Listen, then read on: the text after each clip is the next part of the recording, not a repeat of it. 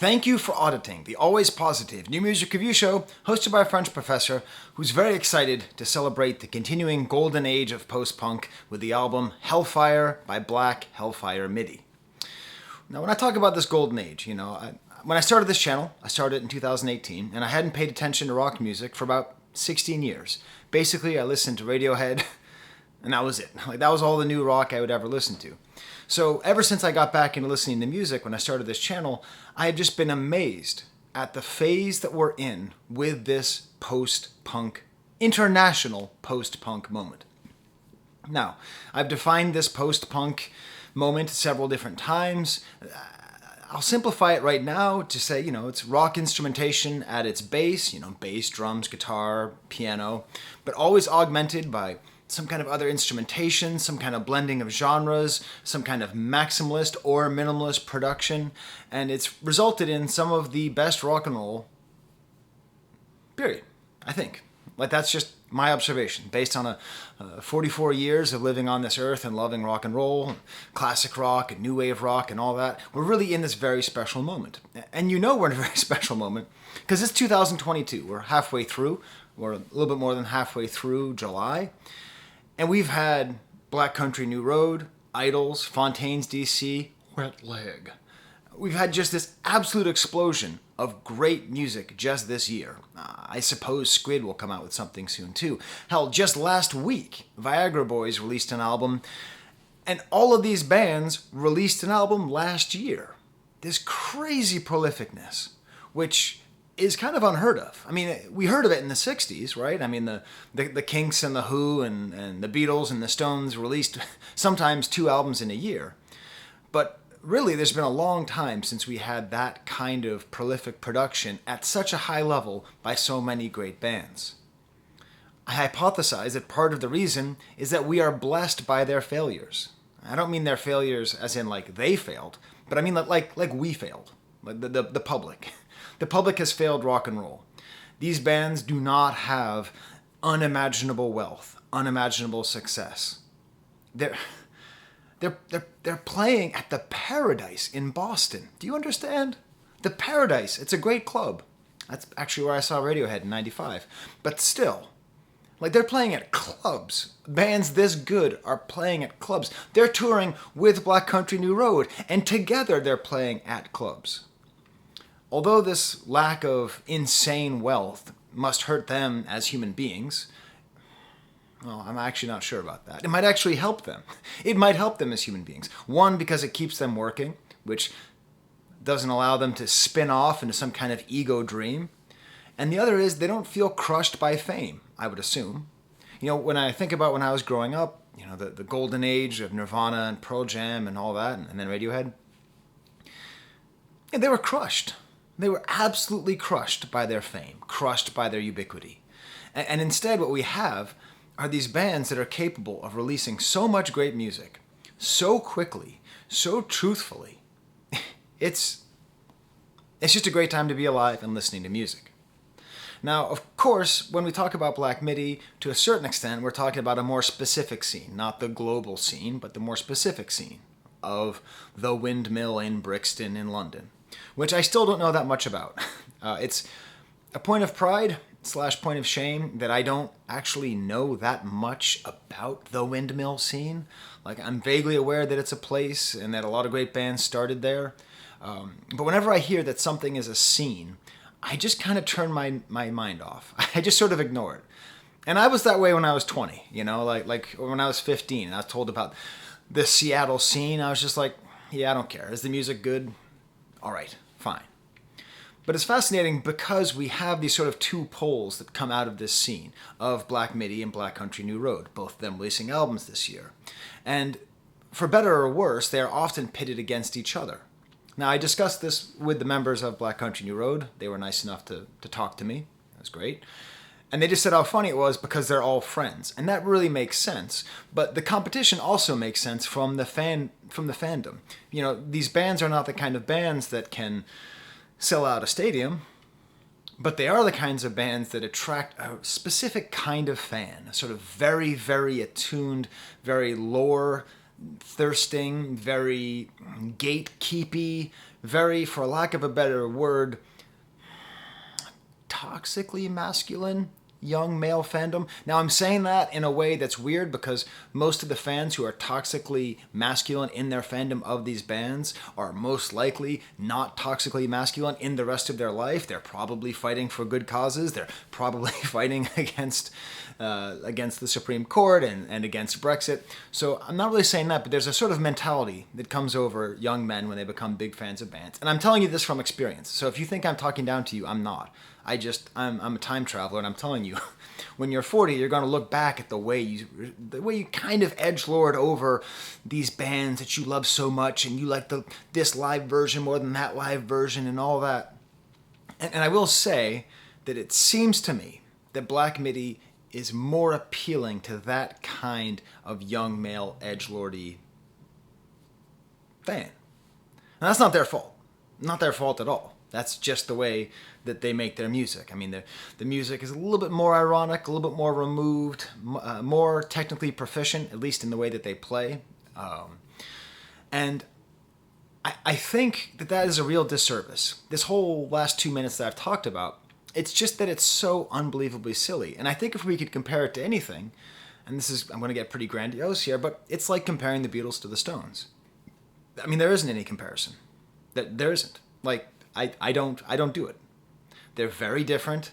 They were friends. They were from a similar place in a similar time. They were amazingly productive, and neither one is better than the other. It just isn't. If you love the Rolling Stones, it might say something about you. If you love the Beatles, it might say something else about you. But as a music fan, we just have to kick back and just realize that like Let It Be and the White Album, were like made whatever, just that those were coming out at the same time. And that's the kind of excitement I get with Ants From Up There and this album Hellfire by Black Midi. It was part of this ridiculous accepting, because I was not aware that the fandoms had this kind of beef up until I reviewed Black Country New Road. And all of a sudden I had a bunch of people talking about how they're not as good as Black Midi and this kind of weird competition. I don't know what's going on here. But I was maybe tainted when I reviewed Cavalcade, which you can tell if you look in the back there. I'll change the focus there. I bought on vinyl. It's a great album. I really enjoyed it. But the question that I asked was, is it too technical? Are they too time change, modality change, all that stuff? This album puts that to bed. I mean, my conclusion of Cavalcade was that it was on the line, but it was not too technical. It was still emotive and expressive. But this album, Hellfire, as far as I'm concerned, is a gigantic step forward. And it's goofy because I just said the same thing about Viagra Boys last week. How did these two bands in a similar genre, working in a similar part of the world, roughly, to an American, similar part of the world, Sweden, England, they're both islands filled with... Anyways, they both managed to make albums last year that I liked and bought, but then made albums this year that I love and just want to soak up.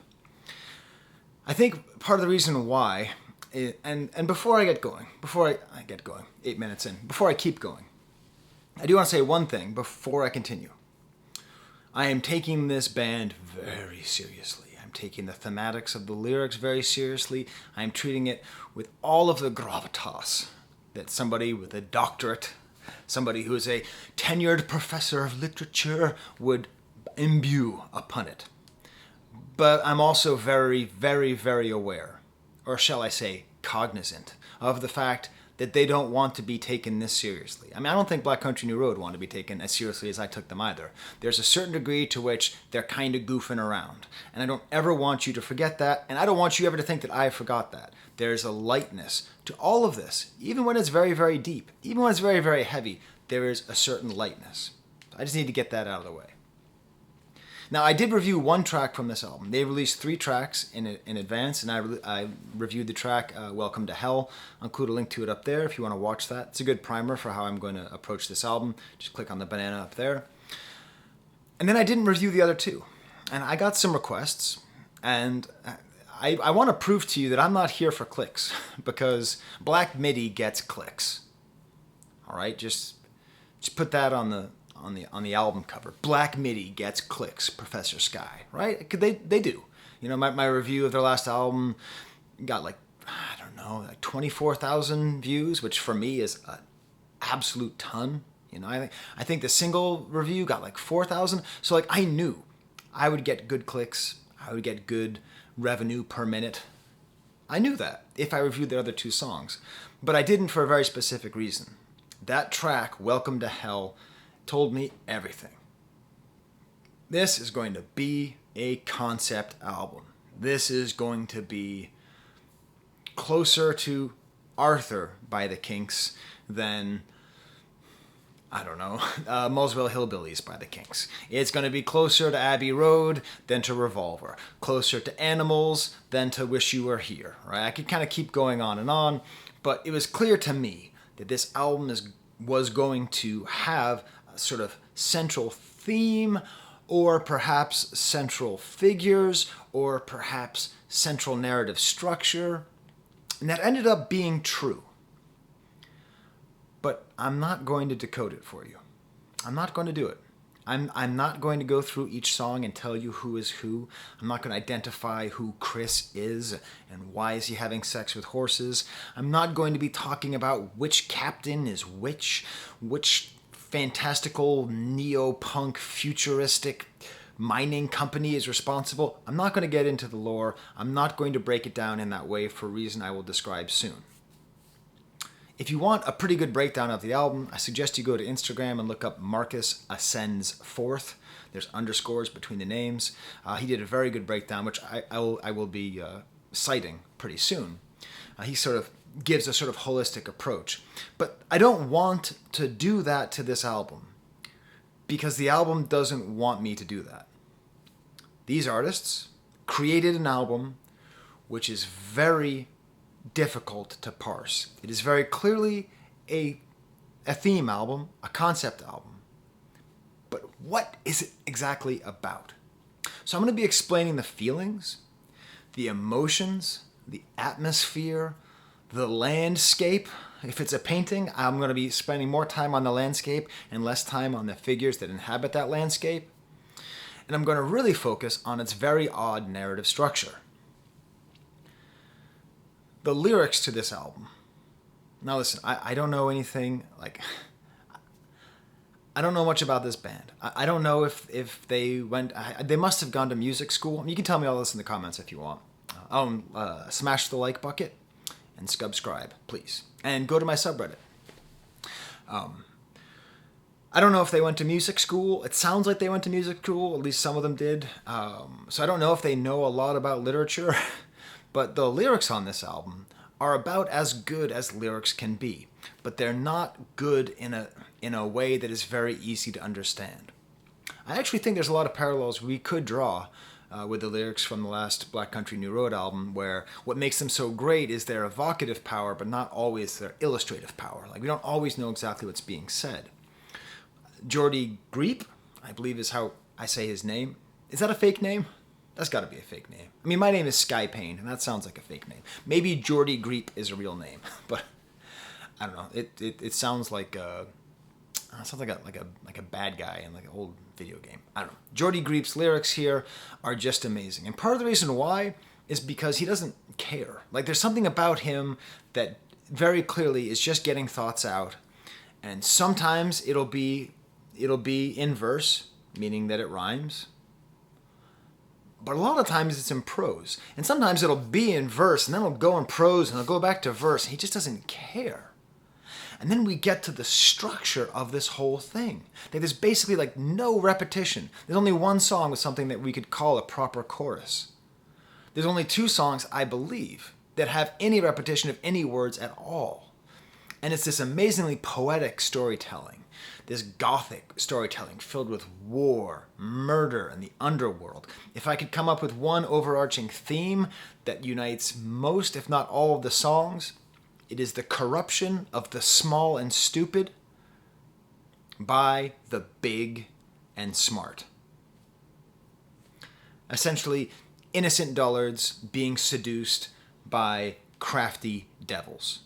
At times, the dynamic between these big, powerful figures and these small, stupid figures is almost sadomasochistic.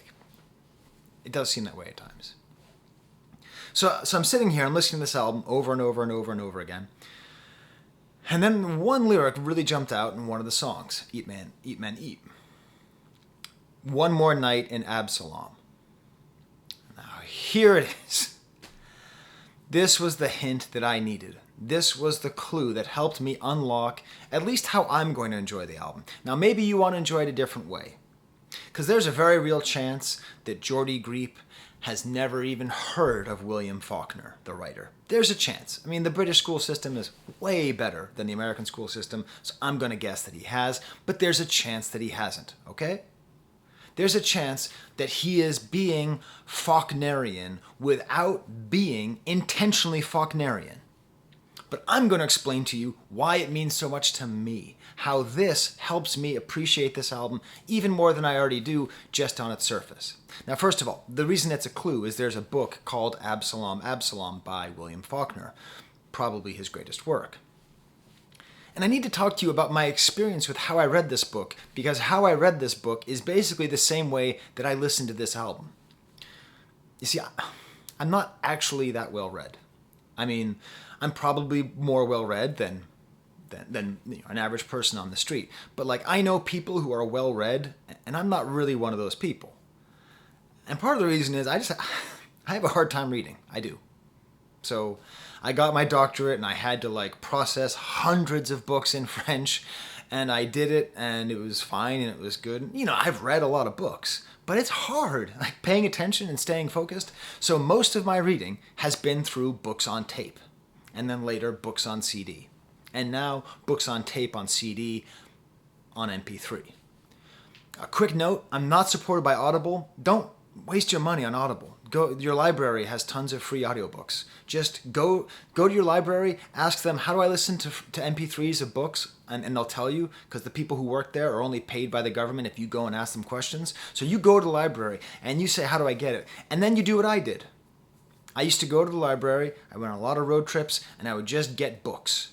And I would just drive across the country. It takes 4 days to drive across the United States. I've done it 20 times. And I would get Moby Dick by Melville, and I'd listen to it all the way back and forth. Or I'd get Don Quixote by Cervantes. That's how I've read most of the great books of world literature that aren't in French, including William Faulkner.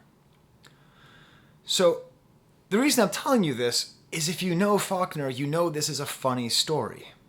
The first book I read by him was The Sound and the Fury, and I listened to it as an audiobook. I actually remember where I was. I was bicycling in grad school next to the Francisco Torres Towers in Goleta, California, right near Isla Vista, home of Kinkos and Freebirds.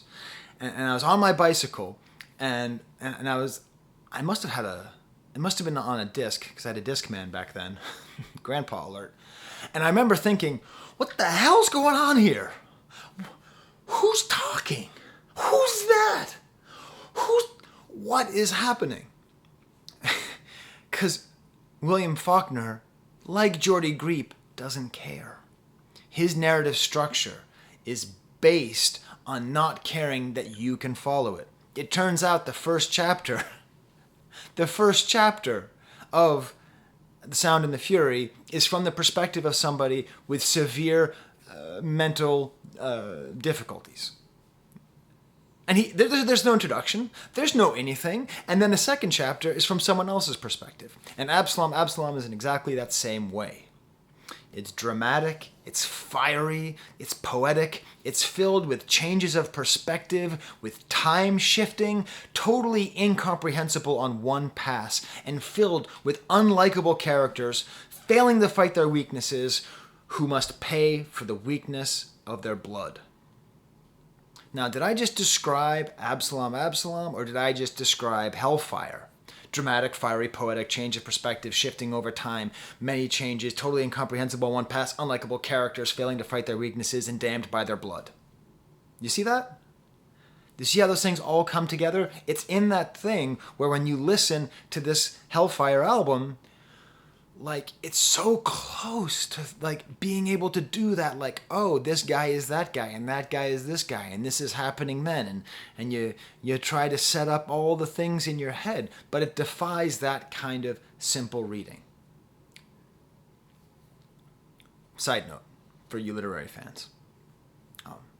If Black Midi is Faulkner, then Viagra Boys are Hemingway. That's a little joke.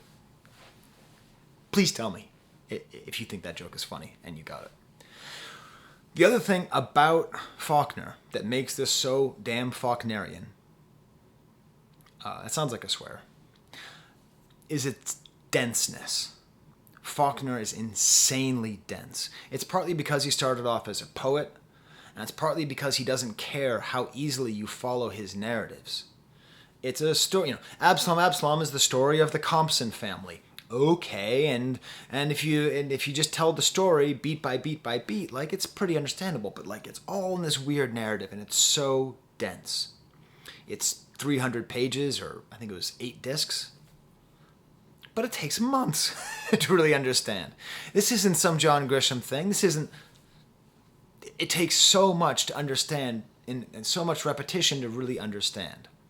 And I think if Faulkner is the densest writer, then Black Midi is the densest band. Musically and lyrically, I don't know how long this video is going to be, right? I don't edit. I don't do multiple takes, so we're going to see.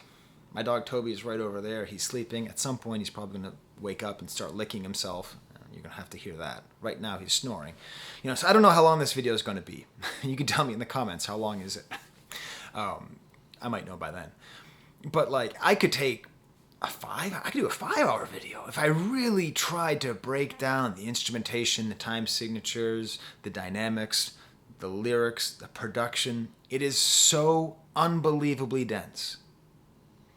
Before I came up with the Faulkner thing, I was going to do a whole sciencey thing and talk about how osmium is the densest metal, and that this album is osmium. That it's a 38-minute album, but it's like 2 weeks of music. Does that make sense? It's sort of a hard listen. It's funny because I was yesterday. My wife is very pregnant. It's a very nice time here, very exciting, and thought we'd go get like a nice lunch somewhere. It's kind of hard to eat, so we drove out to this place called Honeoye Falls, and we're driving and just through the fields, and it's really nice. And like, we're listening to this album. And like, she was saying how she really likes it. She likes it a lot, which is great because she doesn't always like music that can be aggravating. And this can be aggravating. And I was really enjoying it too. But like, it's still kind of a hard listen. Like, compared to the way that I like to listen to music, like while I'm just chilling, while I'm kind of more passively listening, this is not a great album for passive listening. I'm going to take a break. Not a break. I'm going to do advertising for my merch. You can buy merch if you want. And dear God, don't do Audible. you're just pissing away money. Okay. To just posit one more thing about this album and its thematics. And Viagra Boys. And Idols. And Fontaine's DC. And Black Country New Road. I'm developing a theory which I would like you to develop with me, if you see any merit in it. There is a general ethos in this post-punk moment of the 2020s. And I think it's largely based on a sense of disillusionment. Disillusionment of what happened in the teens. I'm talking Brexit, rise of Trump and alt-right fascism, COVID and the disastrous response to it, to name but 3 things. And the reason that I really emphasize this, is that it's a lot like what was happening 100 years ago. The interwar period, especially in Europe, was filled with people who were shell-shocked from the First World War, the 14-18 war. And artists started questioning, like, reality, society, the value of reason. This is where surrealism starts popping up, okay? This is where Dadaism really takes flight. This is where a lot of the questions of like, what is it that makes human society so great? And what ended up happening was a sort of a questioning of reality, which I think we saw with the post-punk music of the last couple of years. There's a whole thematic that I was able to uncover with a lot of these bands' albums from previously, where it's sort of like, what is reality? And now I think we're entering a sort of abdication into some kind of absurdity. Like we're sort of so disillusioned with the failures of our own society that we're just kind of like, everything's absurd. Everything's silly. Let's talk about it. Let's not talk about it. Let's write songs about basketball shoes, and let's write goofy songs about the devil, but then let's also sort of in some way have all these things tied together, and I think reflect this general sense of disillusion. If you see that too, please tell me.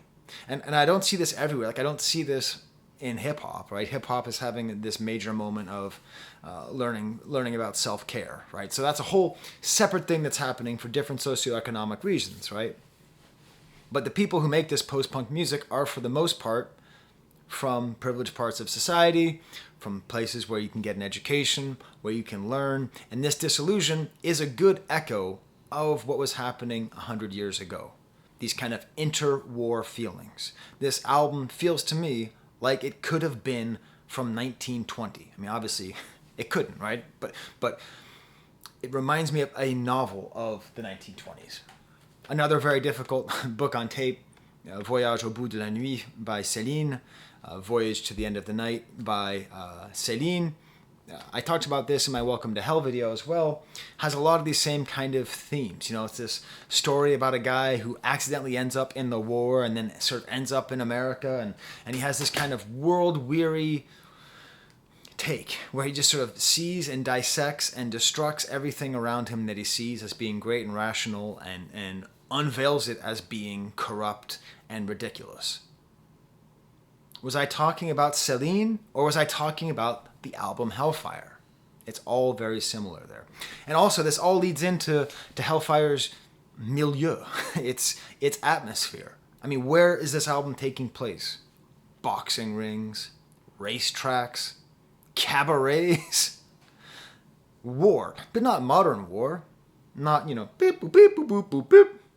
War, like trench war, the 20th century war. And we're in old-time brothels. We're in all of these spaces. And constantly we see the small and stupid duped by the smart and big. Is that not the story of the 2020s as well? The small and stupid being duped by the smart and big. Listen, if you're in England, that's why you're not in the Euro anymore. If you're in America, that's why Trump is going to win in 2024. Sorry to be the bearer of bad news. It's the small and stupid being duped by the smart and big.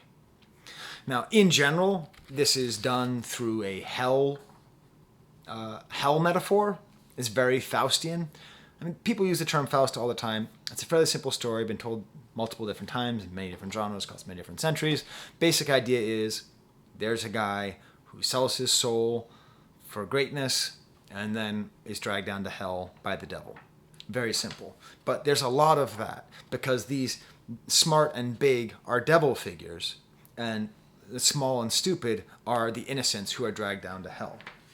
If you want that very good dissection of this entire album, again, I suggest you check out Marcus Ascends Forth, Marcus_Ascends_Forth on Instagram. He outlines it song by song in the context of hell and the devil. He talks about the introduction to hell with the song Hellfire, about how Sugar Zoo is someone who killed someone for fame and still has to go to hell. Eat Men Eat, people who drink blood for their own gain and they end up going to hell. Welcome to Hell, people who exploit the scared and traumatized end up in hell. The song Stills, about someone who wastes their life in heartbreak and ends up being dragged into hell. A man who wastes his life at the track is also going to be dragged down to hell. In the race is about to begin. A killer who stupidly and is small-mindedly kills somebody for no good reason and dangerous liaison is going to end up dragged down to hell. The defense shows how a pimp thinks that he's absolved from his sins of selling women, exploiting women because they would otherwise be exploited by someone else, is dragged down to hell. And then finally, the unexpected damnation of the audience as it watches a man die on stage in 27 Questions. Just check that out. He says it quite well. And leave a comment on his IG. Say, I came here from Professor Sky. Okay. And that's great. I really like that he did that. And this is the same way that you can understand Absalom by reading the Wikipedia synopsis. It takes a while. It's meaningful. But again, the richness of the album is in its elliptical nature. Like, you can't quite tell what's happening. It's chaotic. It's filled with flashbacks and flash forwards. It's kind of like the cover. The cover itself is like a confusing hellscape. It looks like it might be something from, Dante's Inferno. There's seems to be a devil in there, some skulls, maybe a rubber suit, like a dominatrix suit. I don't know. It's very kind of Salvador Dali-like hellscape. There might even be like a Dante-esque character in there who seems to be watching. I will say, credit. I'm going to give credit to Black Midi for having an entire album about hell and hellfire and never mentioning Dante or Virgil. I appreciate it. Too easy. You went the hard way. Like you do with your music, you went the hard way with the hell references.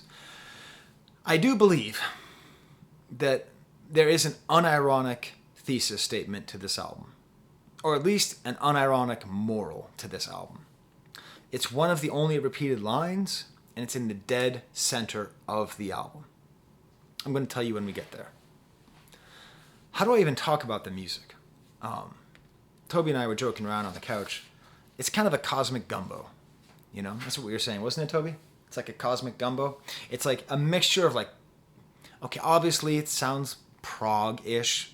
By that, I mean very well-played musical instruments, changing of time signatures, impossibly difficult to play notes, great precision, but then also like cabaret singing. I mean, really cabaret singing is super important. That's one of my favorite parts about Cavalcade.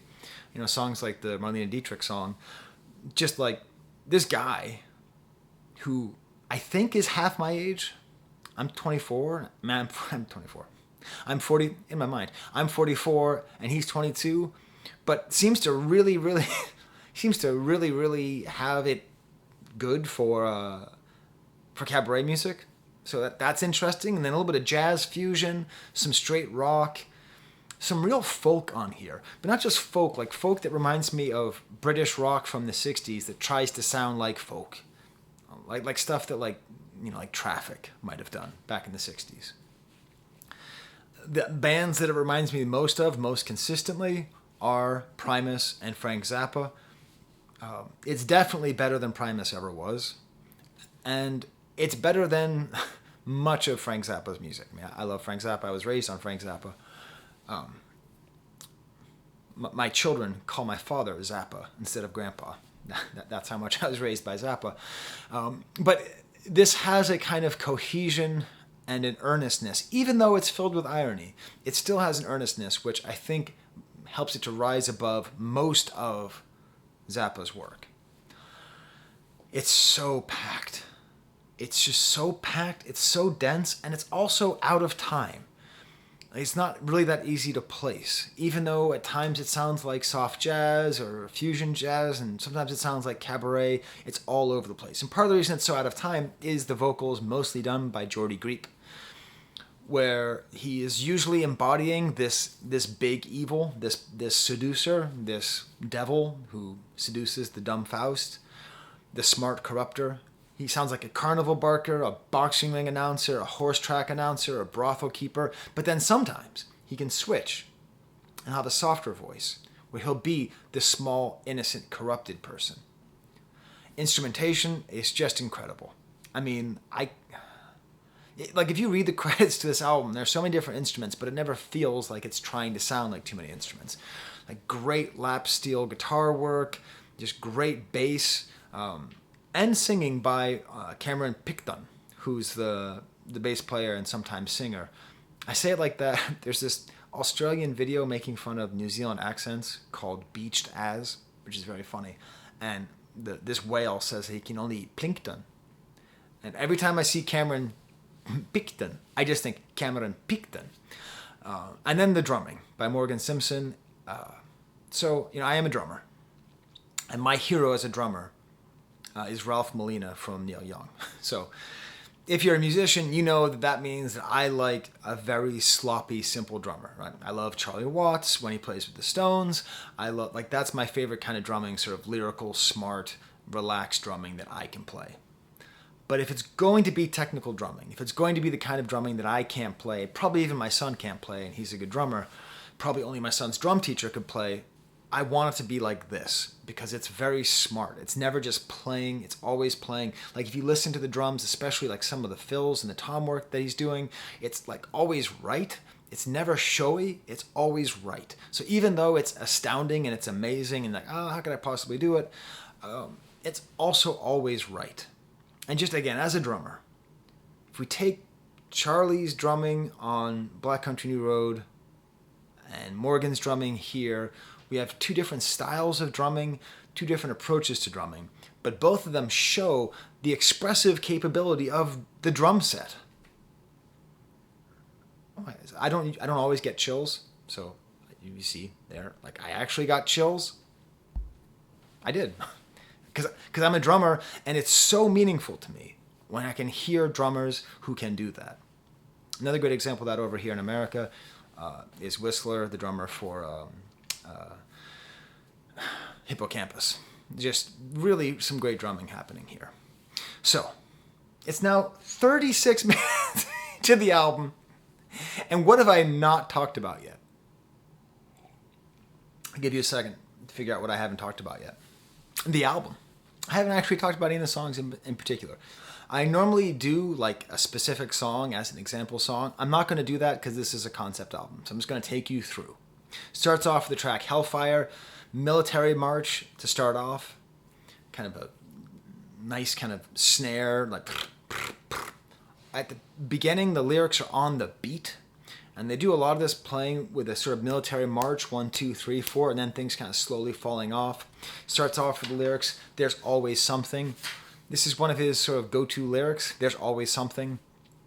The voice goes super quickly, and it's like basically all in prose, but some of it's in verse, and it's just, and it's like these violins come in with like a string quartet, and then like a high squeal in the back, and then eventually the strings start to sound like cinematic, and the voice gets more and more offbeat, and then the music gets more and more crazy and offbeat. So what started off as this march is now falling apart. Like if we can imagine a line of people marching, all of a sudden the people in the back are totally out of step with the people in the front. Left, right, left, right.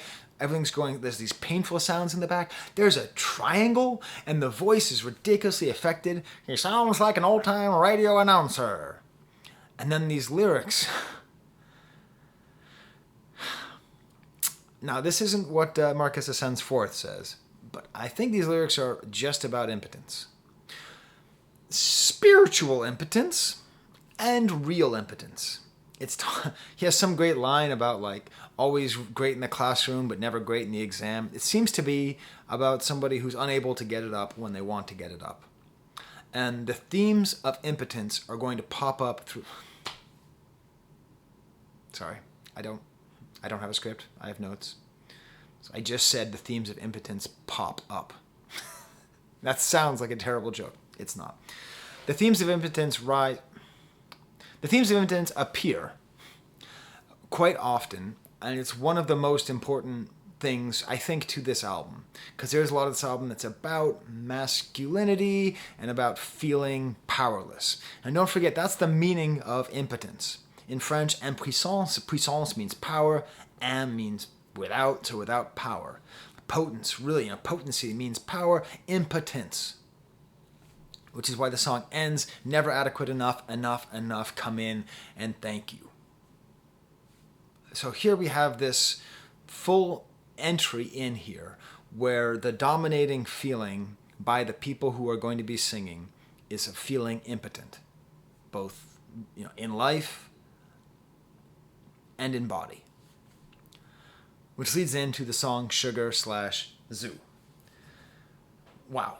Now, what a goofy intro. Remember how I said you can't take them too seriously? This is them saying, hey, this is going to be a hairy masterpiece of an album, but I'm still going to do Let's Get Ready for Some Thunder.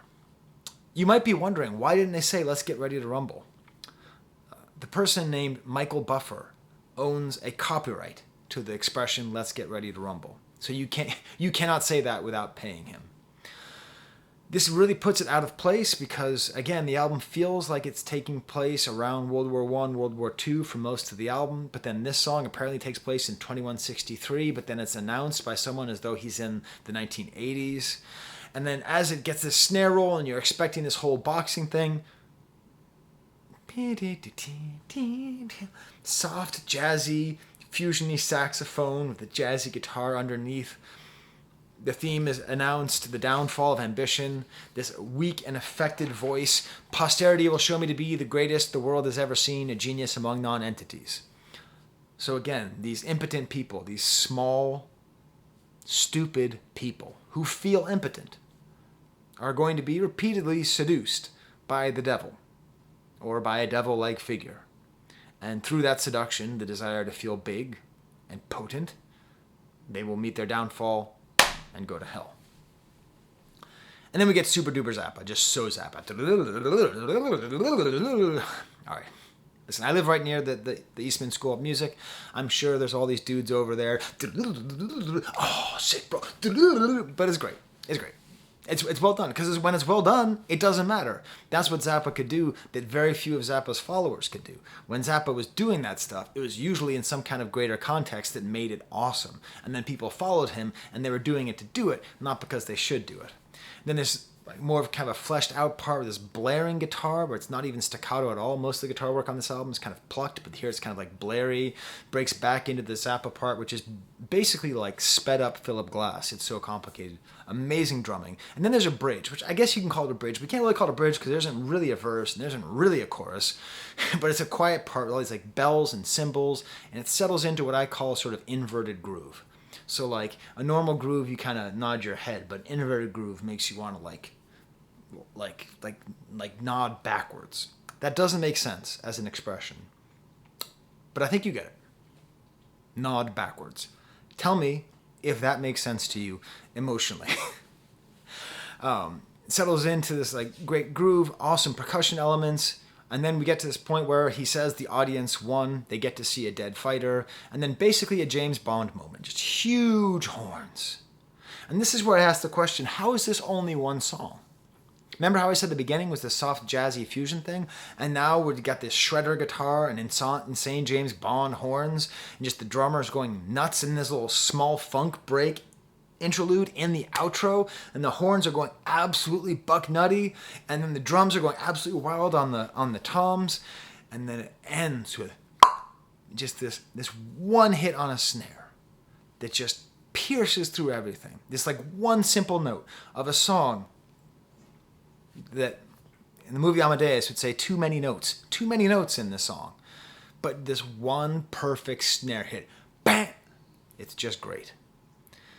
Lyrically, it's about this 3'3" person who shoots somebody at a boxing match in 2163, and because of that becomes somewhat famous. So we do feel a sort of continuity going.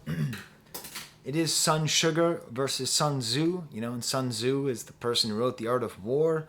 So I don't quite get who these boxers are. I don't know if this is actually some kind of hint that we're supposed to follow. Are we supposed to go down in the rabbit hole of like reading Sun Tzu's Art of War and figuring out why is he calling him Sun Tzu? Or is it really just that Sun Tzu is clearly a much bigger fighter than Sun Sugar, and then the fact that Sun Sugar gets shot ultimately brings Sun Sugar some fame where he would not have it? So this song, looking at it now, is filled with two impotent small men. The first one being Sun Sugar, who is never going to beat Sun Tzu, and then the other being the narrator who shoots Sun Sugar, or who might have shot Sun Sugar. And through that, he gets fame. They both get fame. Getting pornographic over here. That one snare hit And then all of it leads so perfectly into the next song, Eat Men Eat. This crazy percussive start. Just the bass, and then the drummer. So Picton's playing the bass. Can't chew brew. Picton's playing the bass, and then Cameron, I forget his last name. Is it really Simpson? Did I write that down correctly? Anyways, starts playing like the ride bell. And what's funny is this whole part of the song sounds a lot to me the way like Tool sounds to me, except there's a lightness that saves it. Because I don't, in general, enjoy listening to Tool. I appreciate Tool as a band. I saw them play at Lollapalooza in '93. Which just means I'm old. But I even saw Perfect Circle play live, so I'm not a poser. But I don't really enjoy listening to their music.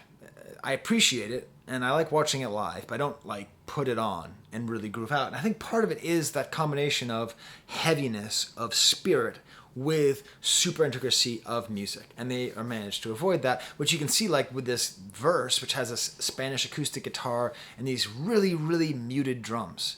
Just again, the drum production, not just the drumming, the drum production is so good. And again, I'm just going to keep comparing them to Black Country New Road. They're touring together, they came up together, they have basically the same name, they're all friends, so I'm just going to do it. I'm just done pretending like I'm not going to. But the drum production on that album is so good, and if you watch my interview with them, you'll see the producer, Sergio, describe how he did it. And you know, that was just a very simple, just very well-mic'd drum set in a very nice room, played by a great drummer. This is like sort of the opposite but similar, where it's very clear that they're fine-tuning every single drum hit, the way each drum is going to sound in each song. It's very specific, it's very meticulous. It's not flowy and Neil Young, right? It's precise, it's Steely Dan, it's right? It's in that mode. But it just works. The voice is sung by Picton, and Picton brings a totally different mood, but I like it. I like his singing here and on the other song where he sings. He has kind of a nice fragile voice, and I don't know if it's a coincidence, but the bass is particularly good on this song. This weird chorus of Eat Men Eat, super intense, and then we get this weird folksy part with these like claps and strings, and maybe even some like flamenco sounds, and this is what I was talking about. It reminds me a little bit of Traffic, this kind of British folky sound, and then just the great muted toms, and this whole idea of Eat Men Eat. I made the mistake of looking up what the song was about. I'm going to tell you what I think it's about and what it's actually about. I like my song much better, but apparently it's about like someone, like a miner, like people who mine, who drink human blood and put it in with wine and work in a mine. That's cool. I mean, I'm not the artist, so if that's what they want to sing about.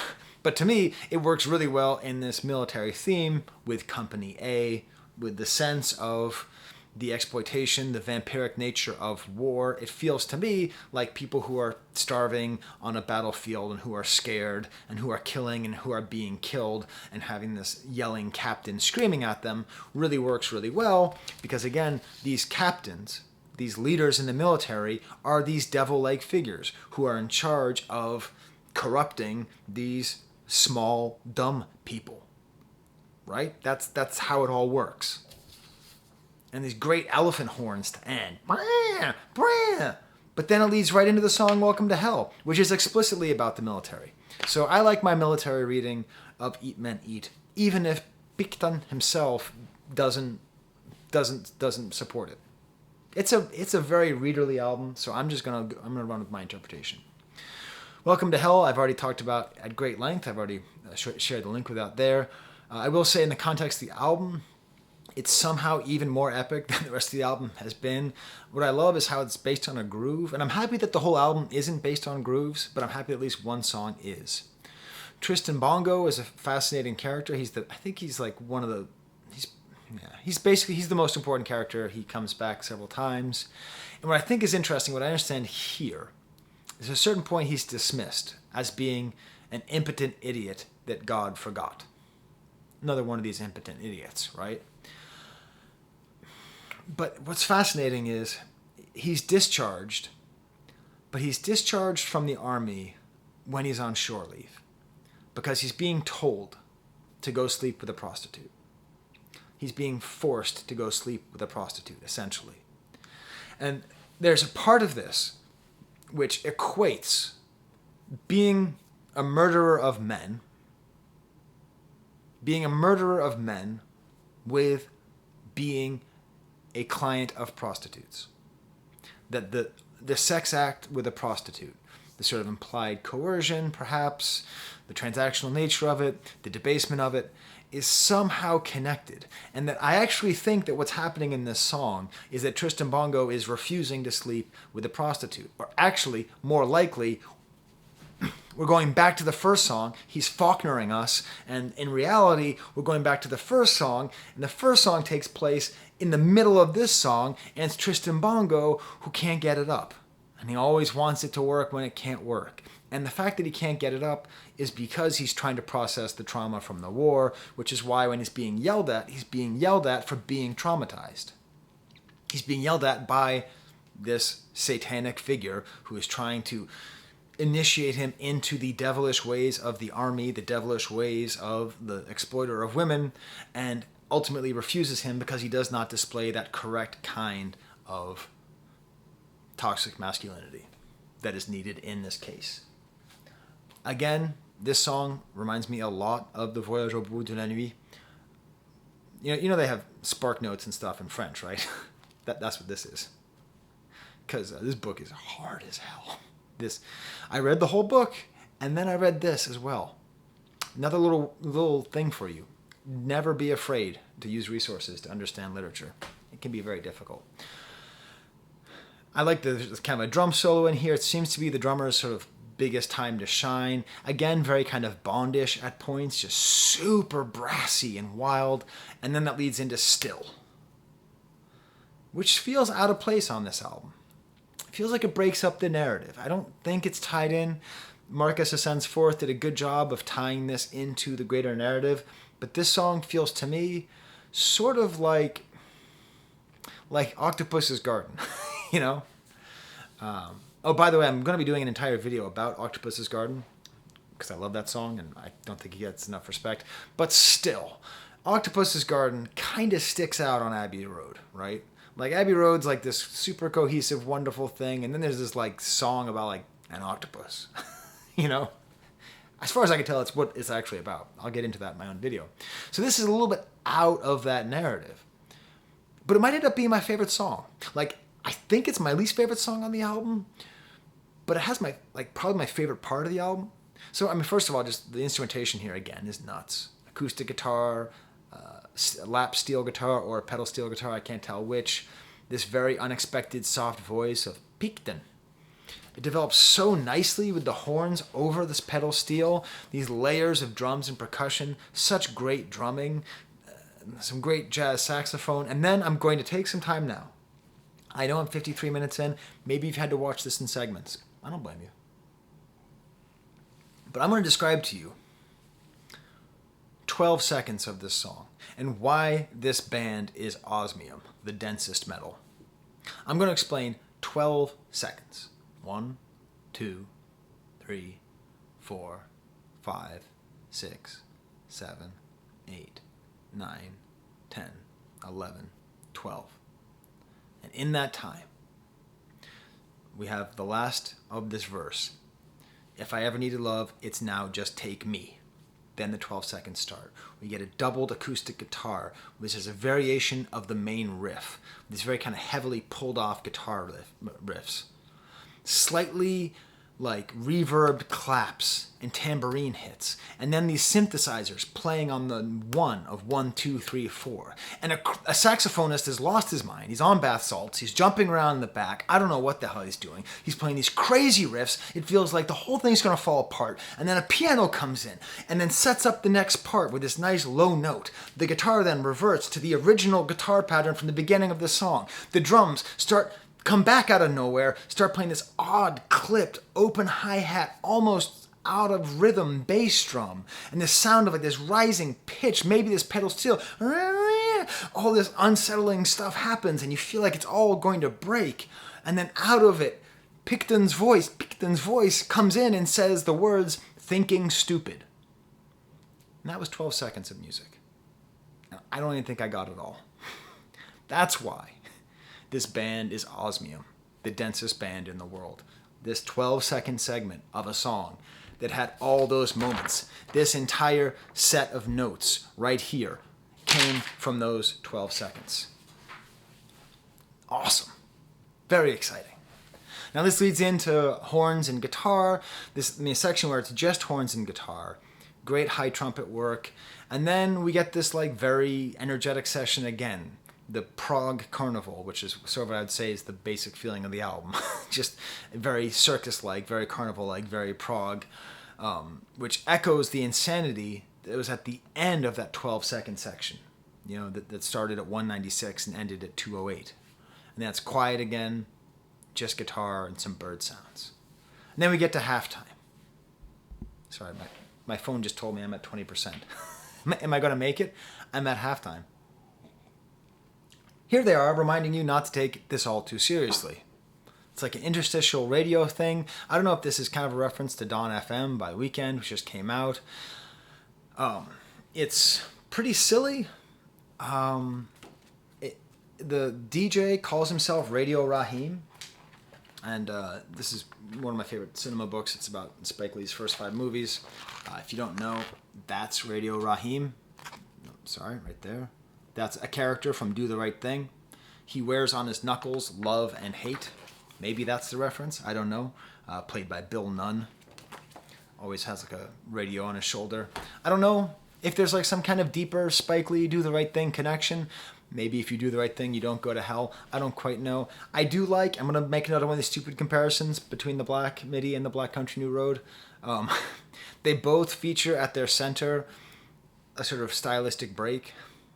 In Black Country New Road, you have the aching, heartbreaking song of Mark's theme.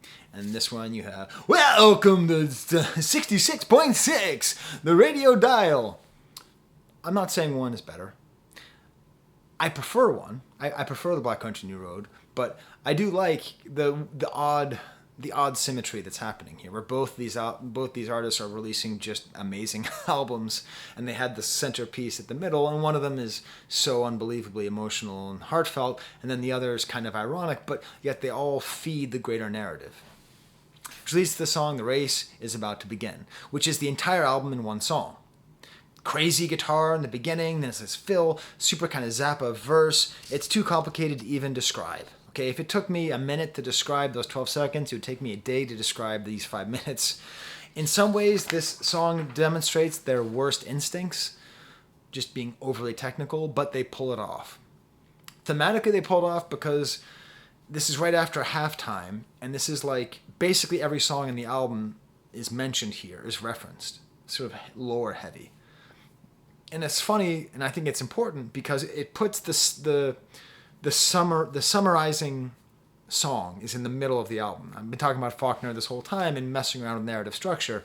So you either want to have the summarizing thing at the beginning before all the characters are introduced, or the summarizing thing at the end after everything's been introduced, but instead we have it in the center, where he's going to talk about characters you already know, talk about characters you don't know yet, and then put them all in this totally incomprehensible poetic setting of a racetrack, a horse racetrack. Not a dog racetrack, Dobie. We see Tristan Bongo again, where he seems to be going off to war, and the next day, lots of great, beautiful parts with this accordion and acoustic guitar, and he gets this sort of cabaret mode. We have this weird thing where there's a newscaster who's jealous of the horse's hair, and the horse is named Mrs. Gonorrhea. And then it's implied later that he had sex with that horse, which is not the only time bestiality is going to be referenced on this album. And then there's a little break here. The race is about to begin. I don't know if this is a reference to The Horses Are on the Track by PIL2, which was Johnny Rotten before he became Johnny Just Sucks. Oh no, Jesus Christ. I'm confusing Pill and BAD. It's actually not a bad comparison. The Clash and the Sex Pistols aren't a bad comparison to Black Midi and Black Country New Road, nor are PIL and BAD too, which were the bands that formed out of the Clash and the Sex Pistols by their lead singers. I saw them perform in concert together once. So BAD2 has a song where they say, the horses are on the track, and the way he says, the race is about to begin, feels kind of echoing there. What I love about this is he gets you all psyched up for the race, and then we don't even find out about the race. We don't find out who wins or who doesn't. And the real question here, is Tristan Bongo the narrator? Yes and no, I think. Because we get this whole section, which is basically just spoken poetry, just spoken prose. I'm going to read you my favorite part. I'm going to read it like a poetry reading, so you understand the greatness of Jordy Greep. Geep? Jordy. Did I ever tell you that my son used to call grapes geeps? It's the cutest thing when he was a toddler. Poppy, I have some geeps. So I might have to call Jordy Geeps. Just the greatness of the Geeps poetry. To see the spotty remnants each has left, I forget in which cups I've pissed, from which I can still drink. Tonight it's so cold my feet are shrinking, groping around for the sides of my boot. It's no night for the blind. With all these sirens I envy the deaf mutes. Some killers on the loose again, some idiot at large, some Chinese moose again, an excuse for the sarge. No sirens for the silent, no, the log cabin is silent, no killer either, no creaks in the floor, log cabin, what cabin, a shack's all I have, yes, my cubbyhole's stuffed with skeletons. Just that could be its own page in a poetry compendium, and I would be happy with it. So cold my feet are shrinking. Like, that's a little detail that when you're cold, your feet do shrink. You know that. Maybe you never lived in a cold place. If you have, it's terrible.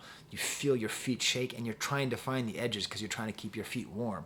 This desperation, this patheticness of this character who, according to the narrative, basically lives at a horse track. And then he references all these other characters that are in there. So the Chinese moose is probably Sun Tzu. Some killers on the loose is from a song later.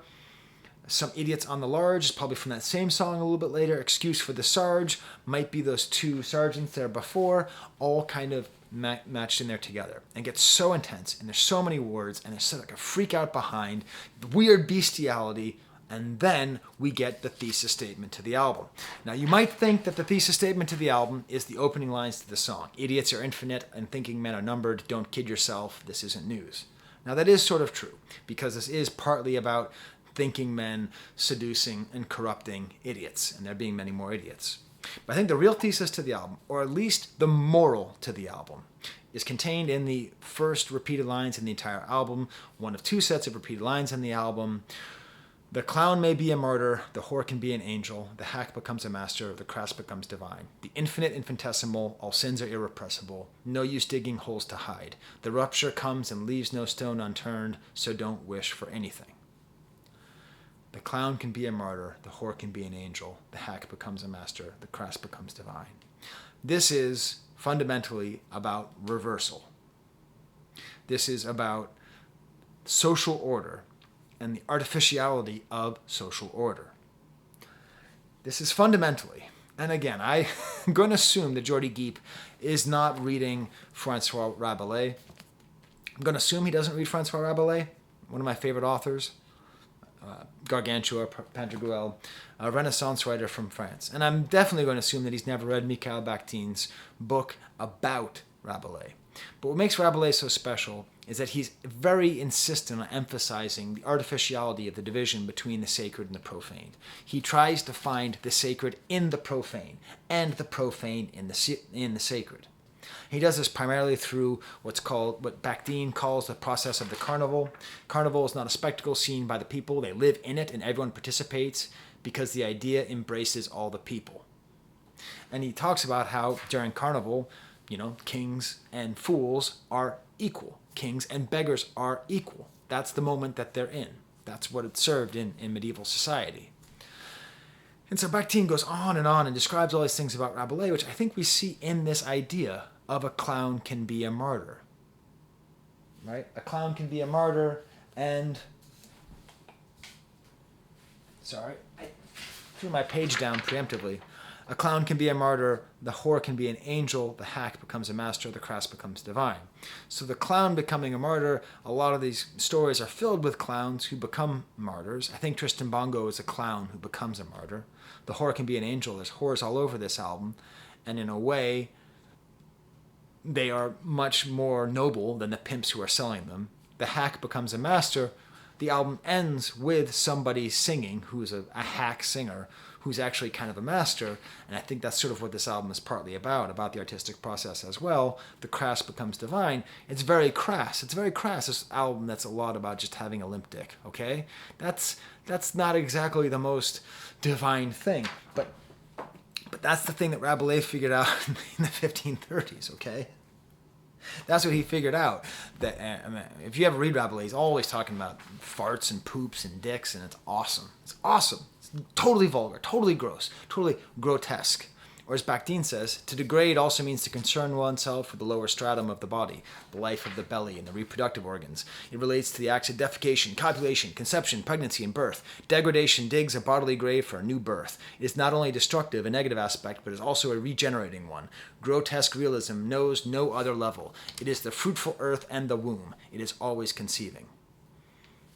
That's this grotesque realism that I think Jordy Geep is giving us in this album and in this song.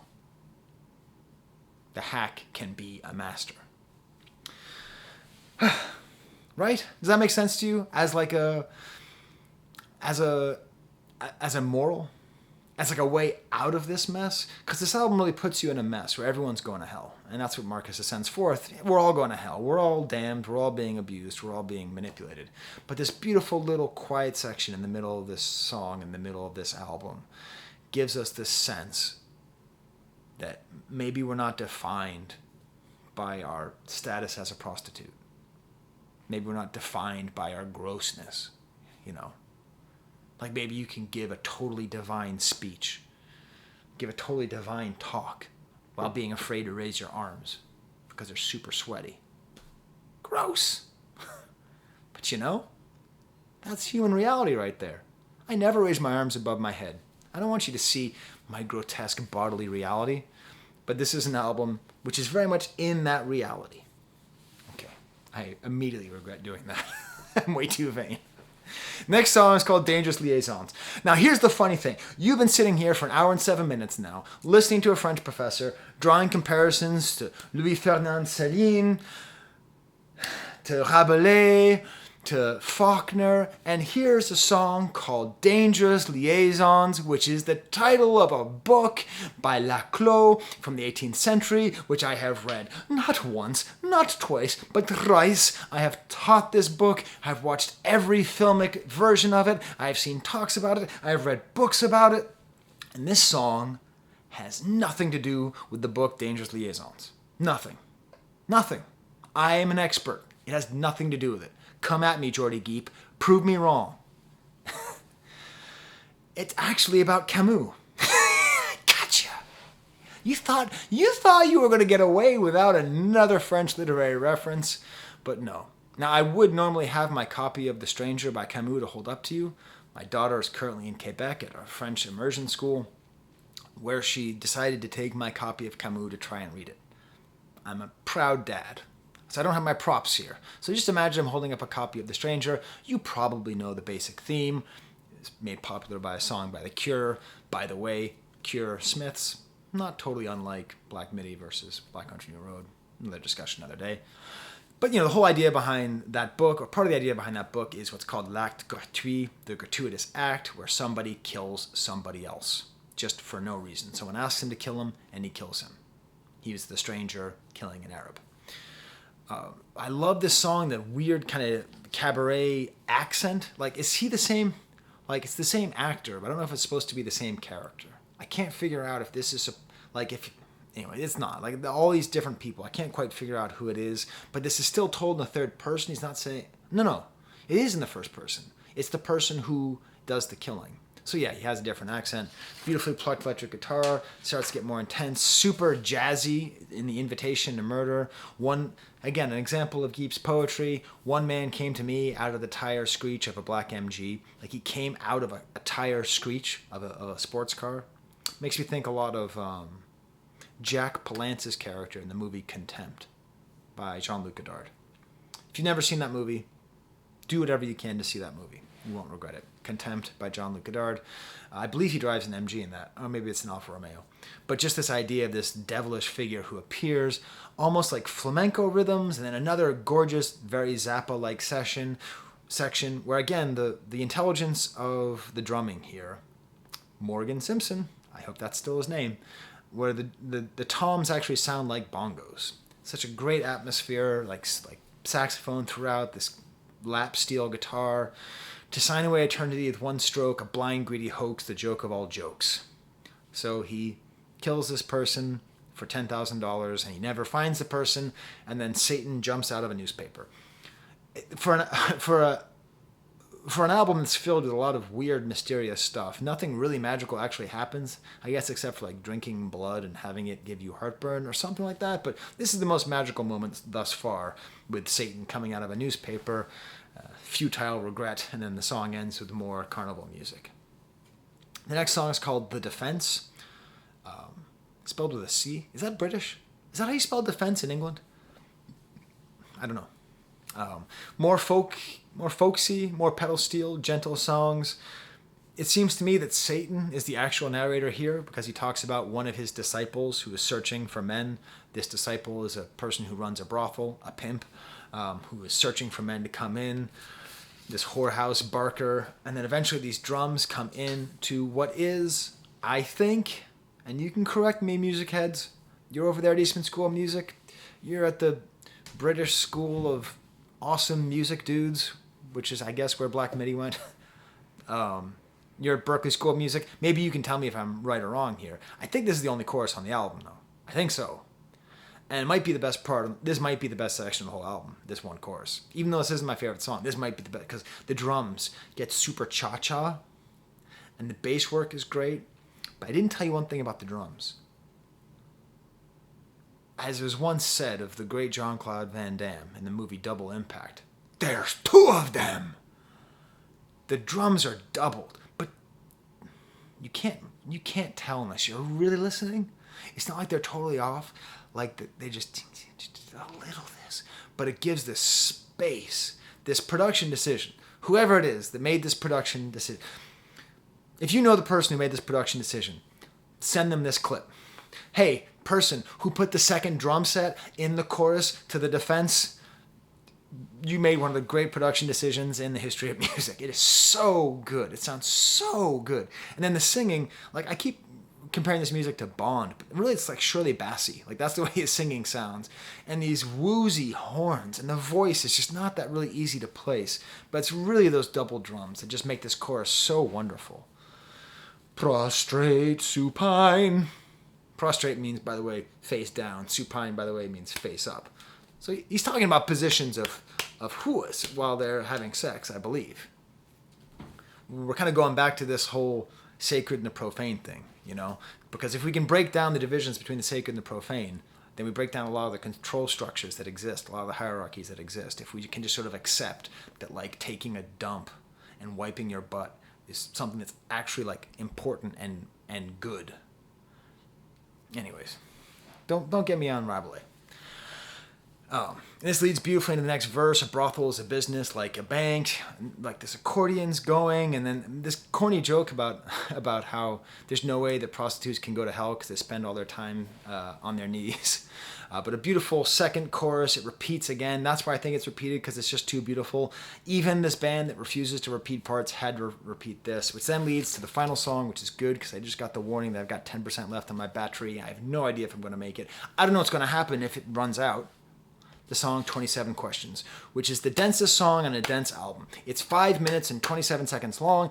It's 5 hours and 27 minutes long. It's 5 days and 27 hours long. It's the super mostest, packedest song ever.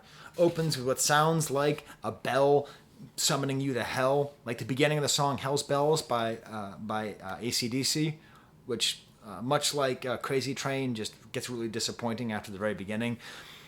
ding, ding, it goes on beat, and then again we had this piano start to go off beat. So the first song and the last song had this same thing, the same trick which they employ several times of having a very simple 1, 2, 3, 4 beat that eventually gets off. It gets into this groove that's as syncopated as it can be without falling apart. These amazing lyrics, when lost in the wild, there's nothing you can do. When lost in a city, and when lost in wild rain, there's nothing you can do. When lost in city rain, there's something you can do. You can go someplace with free admission. The accordion comes in and is totally out of time.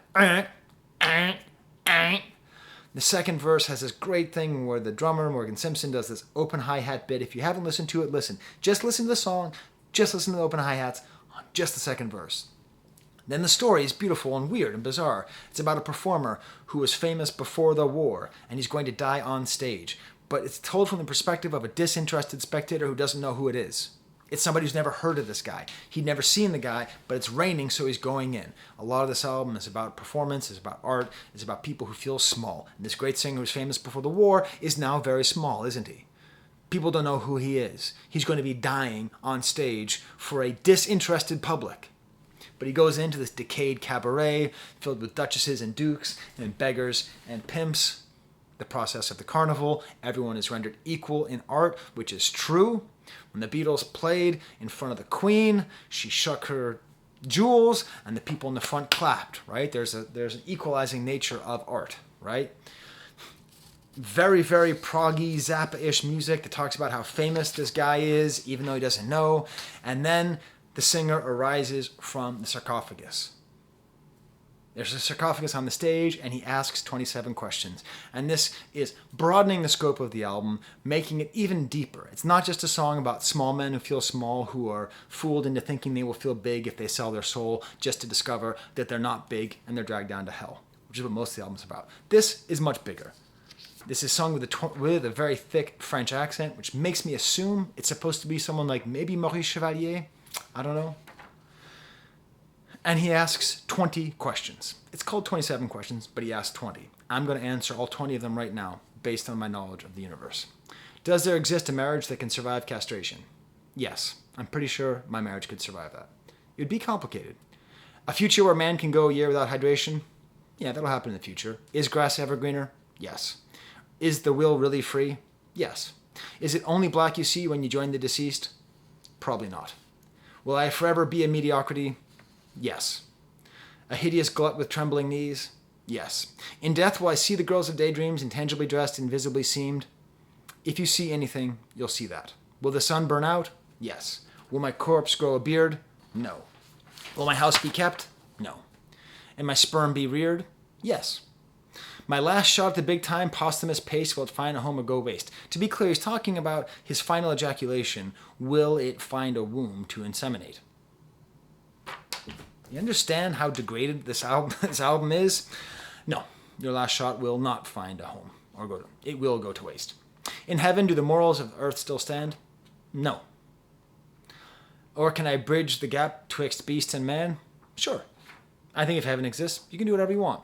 I also don't think that there's such a thing as want in heaven. I don't think there's any consciousness in heaven. I believe in heaven, but I don't believe I would ever understand what it is. If I could understand what heaven is, it would be hell. And I think if that exists and you really wanted to have sex with a horse, you could do it. Is there such a thing as universal truth? Of course. Compassion is the only meaningful virtue. And, is that it? Oh yes, gratitude is the only key to happiness. Any lost secret to eternal youth? Flexibility. Do nuns fornicate? Of course. And scientists pray? Yes. Is a sin committed every moment of every day? Yes. And then he dies, and he blows up like a balloon. And he's described as looking like Satan, looking like but he's blown up into a balloon and he rises. So I think this is the apotheosis of this mediocre man. That's what I think. I think this guy's going to heaven. Even though he's dying on screen, even though he's compared to a devil, I think he is dying, he is blowing up, and he is flying off to heaven.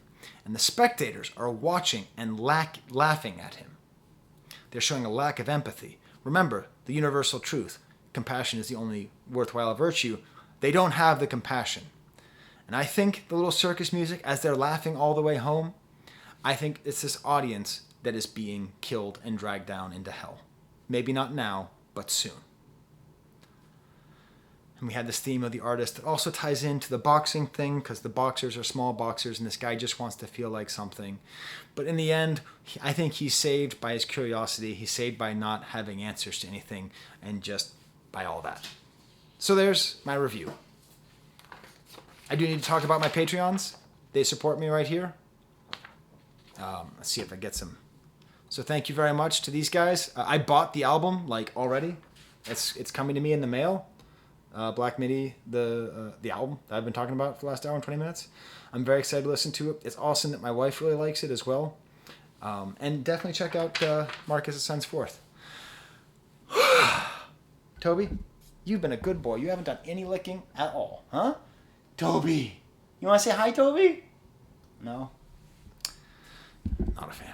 All right. Until next time, there's the camera. Oh, now he's up.